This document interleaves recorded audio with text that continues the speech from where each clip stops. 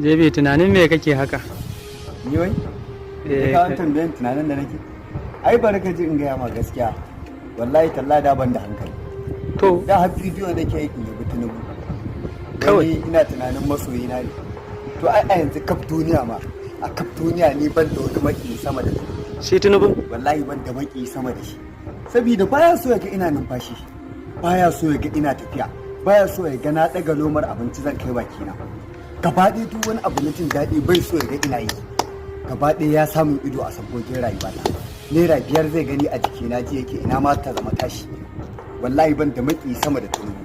Ni yanzu da yadda da akwai yadda zan yi ma samu kuɗin da zan fita ban ƙasar nan so zan yi, amma kuɗin ma ba zai so ya ga na samu. Saboda ya tsare ya tar duk wasu kofofin arziki na alkhairi da za su yi su kare da su ya tare babu, kawai ya tsane ni. Kashe ne ki kawai burin sai ga ina ta shan wahala a Najeriya ya ki kashe